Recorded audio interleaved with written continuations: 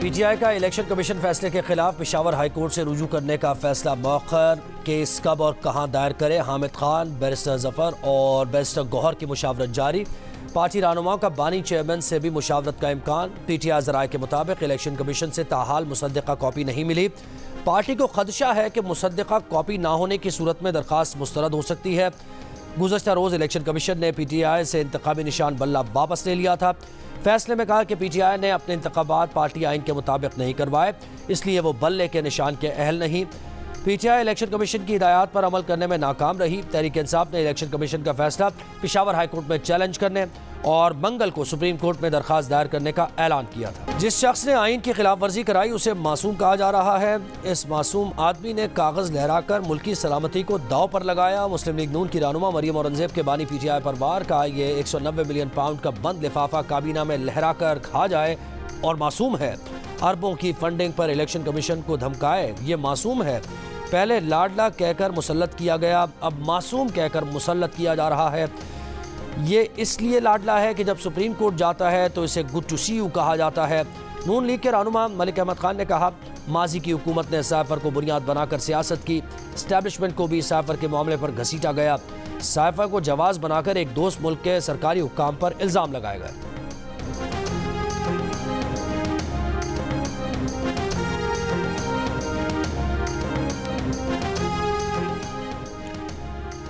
रहनुमा peoples party Sharjeel Memon कहते हैं कि बानी पीटीआई ने अपनी हुकूमत बचाने के लिए लोगों को लाइफ टाइम एक्सटेंशन की ऑफर की। ये हर बार कामयाब ना हुआ तो साइफर ड्रामा रचाया गया।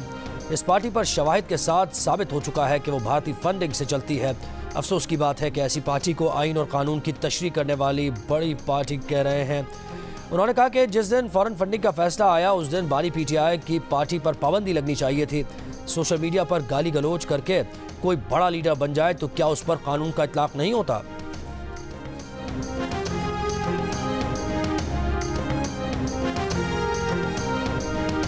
पीटीआई का इंतखाबी निशान बल्ला फी अमान अल्लाह हो गया। खेल के उसूलों के मुताबिक बैट के बगैर बैट्समैन क्रीज पर खड़ा ही नहीं हो सकता। इस्तेहकाम पाकिस्तान पार्टी की मरकजी सेक्रेटरी तलात फिरदौस आशिक आवान का तंजियात अफसरा पीटीआई को क़िबला दुरुस्त करने का मशवरा दे दिया। कहा कि वकला के एक टोले ने पीटीआई को यरगमाल बनाया हुआ है। पीटीआई को चाहिए कि इदारों को मातहत बनाने के बजाय इदारों के साथ रहकर सियासत करे।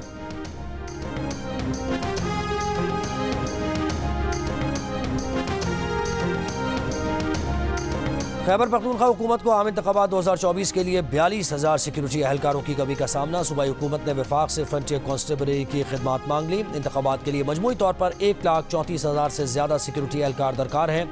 इस वक्त सूबाई हुकूमत के पास मौजूद सिक्योरिटी एहलकारों की तादाद 90,000 से ज़्यादा है।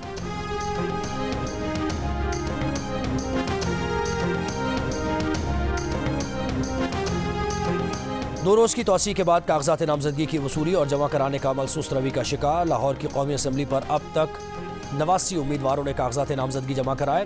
सूबाई असम्बली के लिए 3 रोज़ में 240 उम्मीदवारों ने कागजात नामजदगी जमा कराए। इस्लामाबाद के 3 कौमी असम्बली के हलकों के लिए मजमूई तौर पर 109 उम्मीदवारों की जानिब से कागजात नामजदगी जमा कराए गए। पेशावर में ख़वातीन और अक़लियतों की मखसूस नशिस्तों के लिए 264 उम्मीदवारों ने कागजात नामजदगी जमा कराए। कोयटा की 3 कौमी और 9 सूबाई असम्बली की नशिस्तों के लिए कागजात नामजदगी जमा करवाए जा रहे हैं।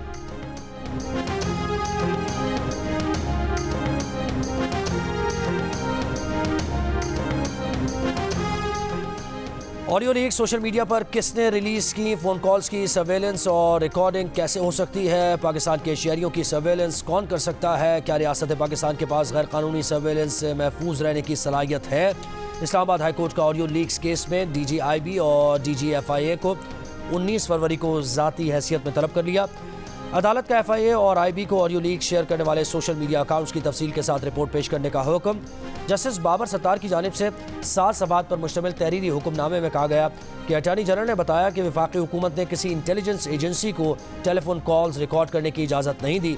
अटॉर्नी जनरल ने कहा कि तमाम शहरियों की प्राइवेसी और हुकूक का तहफ़्फ़ुज़ ज़रूरी है। ISI की जमा कराई गई रिपोर्ट के मुताबिक ISI के पास सोशल मीडिया पर शेयर मालूमात के सोर्स का तयन करने की टेक्नोलॉजी नहीं।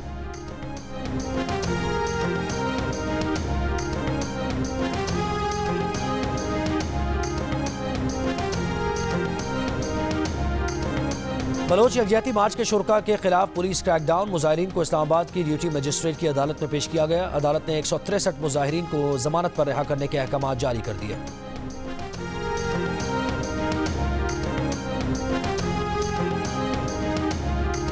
और पाकिस्तान में सिक्योरिटी सूरत हाल ऐसी नहीं कि मैच ना हो सके। पाकिस्तान और भारत के दरमियान डेविस कप टाई पाकिस्तान में होगा। इंटरनेशनल टेनिस फेडरेशन के आज़ाद ट्रिब्यूनल का पाकिस्तान के हक में फैसला। भारत ने पाकिस्तान में फरवरी में होने वाले इलेक्शन और सिक्योरिटी को बुनियाद बनाकर न्यूट्रल वेन्यू पर मैच खेलने की अपील की थी। डेविस कप टाई 4 फरवरी से इस्लामाबाद में होगा।